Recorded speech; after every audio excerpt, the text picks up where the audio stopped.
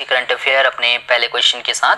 हमारा आज का पहला क्वेश्चन है कि निम्नलिखित में से किस देश ने कोविड-19 के कारण वर्ष 2021 में होने वाले एशिया प्रशांत आर्थिक सहयोग समिट को रद्द कर दिया है। एशिया पैसिफिक इकोनॉमिक कोऑपरेशन की जो बैठक थी, जो समिट था 2021 में, उसको कौन से देश ने रद्द किया है? तो इसका सही आंसर ऑप्शन बी वाला है, यानी कि न्यूजीलैंड। न्यूजीलैंड में होने वाली थी ये बैठक। इस बैठक का आयोजन होने वाला था न्यूजीलैंड में साल 2021 में। न्यूजीलैंड का जो है ऑकलैंड में जो है इसका आयोजन किया जाना था। लेकिन जैसे कि आप सभी को पता है कि पूरी दुनिया इस वक्त काफ़ी परेशान चल रही है कोविड-19 की वजह से। तो न्यूजीलैंड का ये मानना है कि आने वाले टाइम में कोविड-19 की वजह से काफ़ी ज़्यादा जो है दिक्कतें होने वाली है और ये बीमारी काफ़ी लंबा चलने वाली है। तो इसीलिए जो है उसने पहले ही 2021 वाला जो समिट था उसको रद्द करने का फैसला किया है। हालांकि ये जो समिट है ये वर्चुअली जो है आयोजित किया जाएगा, यानी कि जैसे वीडियो कॉन्फ्रेंसिंग होती है ना, उस तरीके से मतलब ये समिट आयोजित होगा। जो इसकी बैठक वहां पर होने वाली थी ऑकलैंड में, अब वो नहीं होगी। Okay, Asia Pacific economic cooperation की अगर हम बात करते हैं, जिसको एपिक भी हम बोल देते हैं, तो इसकी जो स्थापना थी वो 1989 में हुई थी और इसका मुख्यालय सिंगापुर में स्थित है।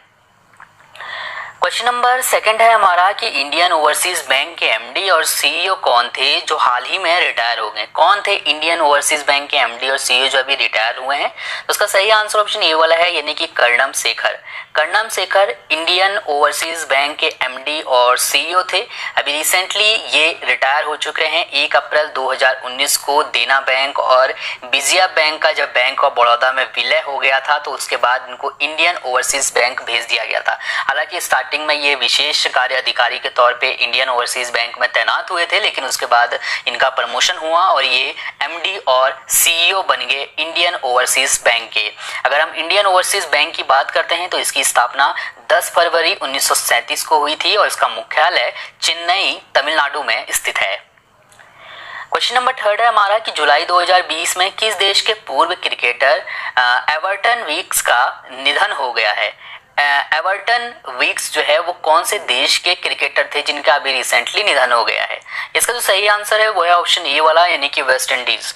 वेस्ट इंडीज के बहुत फेमस क्रिकेटर थे ये। 95 साल की आयु में जो है इनका अभी रिसेंटली निधन हो गया है। नाम है इनका एवर्टन वीक्स। तो ये यहाँ से ध्यान रखिएगा, यहाँ पर 3 नाम मैंने लिखे हैं। एक है एवर्टन वीक्स, एक है क्लाइड वॉलकट, एक है फ्रैंक वॉरेल। तो ये 3 नाम है। ये वेस्ट इंडीज के बहुत फेमस क्रिकेटर हैं। इन तीनों क्रिकेटरों को 3W जो है बोला जाता है। ठीक है, 3W जो है इनको बोला जाता है। ये तीनों ने जो है एक साथ डेब्यू किया था 1948 में वेस्ट इंडीज के टेस्ट मैच में। ठीक है, वेस्ट इंडीज की तरफ से मतलब। तो ये जो है बहुत फेमस क्रिकेटर हुए। कई रिकॉर्ड इन लोगों ने मिलके बनाए। तो अभी रिसेंटली इसमें से एवर्टन वीक्स का निधन हो गया। ये जो 3W हैं, जो 3 खिलाड़ी थे, इन तीनों में से लास्ट जो है ये एवर्टन वीक्स ही थे। ठीक है, एवर्टन वीक्स के नाम टेस्ट क्रिकेट में लगातार 5 शतक जड़ने का वर्ल्ड रिकॉर्ड भी दर्ज है। इन्होंने ये कमाल 1948 में ही इंग्लैंड और भारत के खिलाफ मैच में किया था। ओके, टेस्ट मैचों में मतलब भारत और इंग्लैंड के खिलाफ जो मैच हुए थे वेस्ट इंडीज के, उसमें जो है इन्होंने लगातार 5 शतक जो है जड़ने का वर्ल्ड रिकॉर्ड बनाया था। तो ये आप यहाँ से याद रख सकते हैं। याद रखिएगा, अच्छा क्वेश्चन है एग्जाम के पॉइंट ऑफ व्यू से। क्वेश्चन नंबर 4 है हमारा कि हाल ही में लॉन्च पुस्तक future of higher education 9 mega trends, ये एक बुक है जो अभी रिसेंटली लॉन्च हुई है। इस बुक के राइटर कौन है हमें ये बताना है। तो इसका सही आंसर है बी पट्टवी राम। ठीक है, बी पट्टवी राम, ये सीए हैं और अभी जो है इनके द्वारा ये बुक लिखी गई है। ये बुक का नाम आप याद रख सकते हैं। मैंने ग्रीन कलर का ये इसीलिए कर दिया है कि अगर आपसे मान लीजिए क्वेश्चन रिवर्स में पूछा जाता है, रिवर्स का मतलब क्या है, क्वेश्चन थोड़ा अलग टाइप से, जैसे कि आपसे जैसा मैंने ये बनाया ना कि ये बुक किसने लिखी है, तो अगर आपसे ये पूछा जाए कि ये बी पट्टी राम ने अभी रिसेंटली कौन सी बुक लिखी है जो कि उपराष्ट्रपति एम वेंकैया नायडू ने लॉन्च की है, तो बुक का नाम क्वेश्चन, क्योंकि एग्जामिनर के दिमाग में कौन सी चीज़ चलती है वो क्वेश्चन कहीं से भी बना सकता है। तो आप ऑब्जेक्शन नहीं कर सकते हो कि नहीं ये क्वेश्चन तो गलत, काफ़ी कठिन पूछ लिया या कुछ भी, ऐसा नहीं कर सकते हो आप। तो हमने ये देखा है कि मैं जो एग्जाम होते रहते हैं तो मैं उसमें से देखता हूँ कि खासकर करंट अफेयर्स से मेरा फोकस रहता है, तो मैं उसमें देखता हूँ कैसे क्वेश्चन एग्जाम में पूछे जा रहे हैं, पेपर वगैरह चेक करता हूँ। तो उसमें एक चीज़ सामने निकल के आती है कि करंट अफेयर्स के जो क्वेश्चन पहले जो पूछे जाते थे उससे हट के अब चीज़ें पूछी जाती हैं।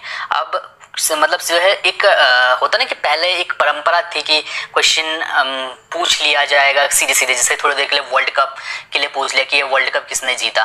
पहले क्वेश्चन ऐसे पूछे जाते थे कि मान लो, मैं थोड़ी देर एग्जाम्पल के लिए बता दे रहा हूँ, मान लो 2020 का वर्ल्ड कप किसने जीता। हालांकि 2020 में वर्ल्ड कप नहीं हुआ, लेकिन मान लिया हमने क्रिकेट वर्ल्ड कप 2020 में किसने जीता, ये क्वेश्चन एग्जाम के लिए बन गया हमारा। ठीक है, तो इस सीधे सीधे क्वेश्चन अब नहीं पूछा जाता। अब क्या पूछा जाता है कि किसको हरा कर जीता है, ये क्वेश्चन इस टाइप से पूछा जाता है। तो इसका मतलब क्या है कि आपको डिटेल में पता होना चाहिए। वो जो मैं हमेशा बोलता हूँ कि वो जो सिंगल लाइन वाला जो सिस्टम था वो अब पूरी तरीके से खत्म हो चुका है। आपको डिटेल जानकारी होना चाहिए।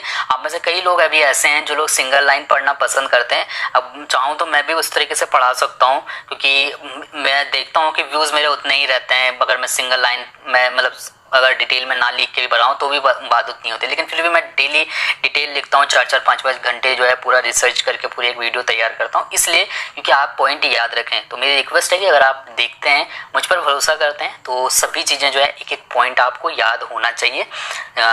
सब कुछ जहाँ पर इंपॉर्टेंट जो चीज़ होती है वो मैं आपको बताता चलता हूँ कि ये इंपॉर्टेंट है, इसको जरूर याद रखिएगा, तो इसका मतलब आपको वो याद रखनी चाहिए। ठीक है, तो आप फिलहाल में ये बुक का नाम यहाँ से जरूर याद रखिएगा और इसके राइटर का नाम आप याद रख सकते हैं। ठीक है, क्वेश्चन नंबर 5 है कि निम्नलिखित में से किसे कोविड-19 महामारी को रोकने के उनके प्रयासों के लिए कार्नेगी कॉर्पोरेशन ऑफ न्यूयॉर्क ने 2020 ग्रेट इमिग्रेंट्स की सूची में शामिल किया है। तो यहाँ पर 3 नाम दिए गए हैं और चौथा जो है बी और सी है। तो यहाँ पर बी और सी दोनों ही सही है यहाँ पर, यानी कि प्रोफेसर राज सेठी और सिद्धार्थ मुखर्जी, इन दोनों को ही अभी रिसेंटली 2020 ग्रेट इमिग्रेंट्स की सूची में शामिल किया गया है। तो ये आपको यहाँ से ध्यान होना चाहिए, याद रखिएगा। कौन थे ये मैं आपको सबसे पहले बता देता हूँ सिद्धार्थ मुखर्जी के बारे में। तो ये जो है इन्होंने पुलित्जर पुरस्कार जीता है और ये कई कैंसर विशेषज्ञ हैं, भारतीय अमेरिकी मूल के हैं ये। इसी तरीके से अगर हम बात करें राज सेठी की, तो ये हार्वर्ड यूनिवर्सिटी में अर्थशास्त्र के प्रोफेसर हैं। ये क्वेश्चन यहाँ पर टोटल 38 प्रवासियों को शामिल किया गया है, जैसा कि मैंने यहाँ पर लिखा ही हुआ है ना कि 2020 ग्रेट इमिग्रेंट्स, ठीक है, जो मतलब महान प्रवासी हैं जिन्होंने कोविड-19 के लिए काम किया है, तो उनकी ये सूची है। तो टोटल 38 लोग हैं। तो अब यहाँ पर मैंने 38 के 38 लोग क्यों का नाम क्यों नहीं लिखे, क्योंकि 38 में से सिर्फ 2 लोग हैं जो भारतीय अमेरिकी मूल के हैं, तो हमको बस वही पता होना चाहिए। ठीक है, और इन्हें ये पुरस्कार अमेरिका का जो स्वतंत्रता समारोह है उसके मद्देनजर अमेरिकन फाउंडेशन के द्वारा जो है सम्मानित किया गया है ये। ठीक है, तो अमेरिकन जो फाउंडेशन है उसकी तरफ से ये सम्मानित ये अवार्ड दिया गया है। तो ये आप यहाँ से याद रख सकते हैं। फिलहाल में आपको क्या याद रखना है, इन दोनों का नाम याद रखिएगा। ठीक है, जिनको 2020 ग्रेट इमिग्रेंट्स के 38 लोगों की सूची में शामिल किया गया। 2 लोग जो है इसमें भारतीय अमेरिकी मूल के हैं, बस आपको ये ध्यान होना चाहिए।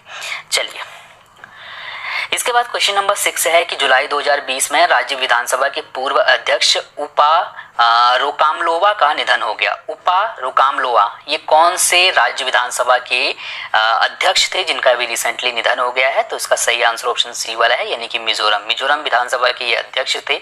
1984 से 1993 के बीच में ये 3 बार राज्य विधानसभा का चुनाव इन्होंने जीता था और 1990 में ये मिजोरम विधानसभा के अध्यक्ष बने थे। मिजोरम की राजधानी आइजोल है। अगर हम राज्यपाल की बात करते हैं तो PS श्रीधरन पिल्लई जो है वो मिजोरम के राज्यपाल हैं और मुख्यमंत्री हैं जोरामथंगा। तो ये आपको ध्यान रखना होगा। क्वेश्चन नंबर 7वां है कि जुलाई 2020 में किस राज्य ने जूनियर वकीलों के लिए 3000 रुपए मानदेय देने की घोषणा की है? तो अभी रिसेंटली कौन सी सरकार ने 3000 रुपए मानदेय देने की घोषणा की है जूनियर वकीलों को? तो इसका जो सही आंसर है वो है ऑप्शन बी वाला, यानी कि तमिलनाडु।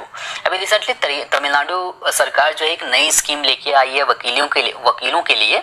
ये इस स्कीम के तहत 2 साल तक प्रतिमाह जो है 3000 रुपए दिए जाएंगे वकीलों को। कोविड-19 की वजह से सभी लोगों का धंधा चौपट हो चुका है। जो लोग अपना रोजगार करते थे, तो कई प्राइवेट वकील हैं जिनकी आर्थिक स्थिति अच्छी नहीं है और क्योंकि कोर्ट वगैरह सब बंद रहे तो उस चक्कर में काफ़ी दिक्कतें लोगों को हुई। तो अब जो है अगले उनकी जो मतलब जो वकील हैं उनकी आर्थिक स्थिति जो है से उनको बाहर निकालने के लिए 3000 रुपये प्रति माह जो है सहायता राशि तमिलनाडु सरकार की तरफ से दी जाएगी वकीलों को। आपकी जानकारी के लिए बता दूं कि तमिलनाडु सरकार वकीलों के लिए एडवोकेट वेलफेयर योजना लागू कर रही है। अभी तक इस योजना के तहत अगर किसी वकील की मौत हो जाती है तो उसके परिवार को 7 लाख रुपए दिए जाते हैं। तो अब इसी योजना में जो है एक चीज और जोड़ी गई है, वो ये है कि अगले 2 सालों तक हर वकील को प्रतिमाह 3,000 रुपए मानदेय दिया जाएगा। 3,000 रुपए उनको आप पेंशन बोल सकते हो, वो दिया जाएगा। ठीक है, 2 साल तक। तमिलनाडु की राजधानी चेन्नई है, मुख्यमंत्री के पलानीस्वामी हैं, राज्यपाल हैं बनवारी लाल पुरोहित। इसके बाद अगला क्वेश्चन है क्वेश्चन नंबर 8वां कि जुलाई 2020 में किस देश के प्रधानमंत्री एडवर्ड फिलिप ने अपने पद से इस्तीफा दे दिया है। एडवर्ड फिलिप जो है वो फ्रांस के प्रधानमंत्री थे और अभी रिसेंटली इन्होंने अपने पद से इस्तीफा दे दिया है। फ्रांस में कोविड-19 का प्रकोप कुछ ज़्यादा ही जो है हो रहा है, तो इसकी वजह से जो इमैनुअल मैक्रोन की जो सरकार है ये चाहते हैं, जो यहाँ के राष्ट्रपति हैं फ्रांस के, क्योंकि चुनाव होने वाले हैं कुछ टाइम बाद, तो इनका ये मतलब ये चाहते हैं कि लोगों के सामने जो है हमारी छवि कुछ अच्छी बने। तो इसीलिए जो है यहाँ पर कहा जा रहा है कि मंत्रिमंडल में इनका जो प्रधानमंत्री है, जो मतलब इनके मंत्रिमंडल है, उसको चेंज किया जाएगा। तो इसी वजह से जो है इन्होंने इस्तीफा दे दिया है। अब फ्रांस के नए प्रधानमंत्री होंगे ताकि लोगों के सामने एक अच्छी छवि बने सरकार की। नया मंत्रिमंडल होगा तो नए जोश के साथ काम करने के लिए मतलब लोगों को जो है दिखाया जाएगा कि हमने चेंजेस किए हैं। ठीक है, तो अब फिलहाल में आप एडवर्ड फिलिप का नाम याद रखिएगा, फ्रांस के प्रधानमंत्री थे ये, इन्होंने इस्तीफा दे दिया है। फ्रांस की राजधानी पेरिस है, मुद्रा है यहाँ की यूरो। इसके बाद क्वेश्चन नंबर 9 था हमारा कि जुलाई 2020 में चोलामंडलम एमएस जनरल इंश्योरेंस का नया एमडी किसे नियुक्त किया गया है। चोलामंडलम एमएस जनरल इंश्योरेंस का नया एमडी अभी रिसेंटली किसे बनाया गया है। तो इसका सही आंसर ऑप्शन ए वाला है, यानी कि बी सूर्य नारायण को। मैंने यहाँ पर डिटेल में इनके बारे में कुछ नहीं लिखा है, क्योंकि हमको जब एग्जाम में क्वेश्चन बन के आता है तो सीधे इसी तरीके से बन के आ जाता नई नियुक्ति का। तो फिलहाल में आप याद रखिएगा कि चोलामंडलम एमएस जनरल इंश्योरेंस के जो एमडी बने हैं अभी रिसेंटली वो बी सूर्य नारायण बने हैं। ठीक है, क्वेश्चन नंबर 10वां है कि जुलाई 2020 में किस राज्य सरकार ने भूमिहीन किसानों को कृषि लोन देने के लिए बलराम योजना की शुरुआत की है। कहीं कहीं पर ये बलरामा भी लिखा हुआ है ना, बात वही है, आप याद रखिएगा। बलरामा इंग्लिश में बोल देते हैं, जैसे कृष्ण को कृष्णा बोल दिया उसी तरीके से। ठीक है, तो ये बलराम जो योजना है वो अभी रिसेंटली भूमिहीन किसानों के लिए उड़ीसा सरकार की योजना है ये। तो ऑप्शन ए वाला यहाँ पर से बिल्कुल सही है। इसके तहत सरकार कोरोना वायरस के कारण कठिनाइयों का सामना कर रहे करीब 7 लाख भूमिहीन किसानों को 1040 करोड़ रुपए का कर्ज देगी। अभी तक जो भी कृषि लोन होता है वो सिर्फ उन लोगों को मिलता है जिनके पास कृषि भूमि होती है। जो भूमिहीन किसान है, जिनके पास भूमि नहीं है, उनको जो है ये लोन नहीं मिलता है। लेकिन ये जो बलराम योजना है ये ऐसे लोगों को लोन देने का काम करेगी जिन किसानों के पास भूमि अपनी नहीं है। ओके, उड़ीसा की बात करते हैं तो उड़ीसा की राजधानी भुवनेश्वर है, राज्यपाल गणेशी लाल है, मुख्यमंत्री हैं नवीन पटनायक। चलिए इसके बाद क्वेश्चन नंबर 11वां देखते हैं कि निम्नलिखित में से किस शहर में 10 जुलाई से पौधे लगाओ पर्यावरण बचाओ अभियान शुरू किया जाएगा। सो पौधे लगाओ पर्यावरण बचाओ ये दिल्ली सरकार की योजना है। नई दिल्ली में जो है ये योजना चलाई जाएगी, नई दिल्ली में ये अभियान शुरू किया जाएगा। इसके तहत दिल्ली सरकार 10 जुलाई से 26 जुलाई तक जो है वृक्षारोपण करेगी पूरी दिल्ली में। सरकार का ये लक्ष्य है दिल्ली सरकार का कि 2021 तक हम 350 वर्ग किलोमीटर को हरा भरा बना दें। ठीक है, चलिए इसके बाद क्वेश्चन नंबर 12वां है कि निम्नलिखित में से किस संस्थान ने टीचिंग सेटअप मोबाइल मास्टर जी विकसित की है। टीचिंग सेटअप मोबाइल मास्टर जी ये आईआईटी कानपुर के जो है कानपुर ने विकसित किया है। सो ऑप्शन बी वाला यहाँ पर से बिल्कुल सही है। ये जो सेटअप है इसमें स्मार्टफोन का उपयोग करते हुए जो शिक्षक हैं वो अपने लेक्चर या फिर जो निर्देश हैं वो रिकॉर्ड कर सकते हैं। ठीक है, तो आप देख रहे होंगे जिस तरीके का स्टैंड है तो ये मोबाइल मास्टर जी है।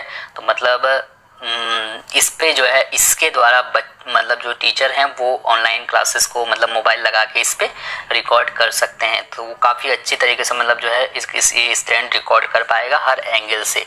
ठीक है, तो आप याद रख सकते हैं आईआईटी कानपुर ने जो है ये टीचिंग सेटअप बनाया है जिसका नाम रखा गया है मोबाइल मास्टर जी। अब बात करते हैं आपके लिए कल के वाले प्रश्न की। इस प्रश्न का उत्तर आपको कमेंट करके बताना था और आप में से मैक्सिमम लोगों ने इसका आंसर हमेशा की तरह बिल्कुल सही दिया था।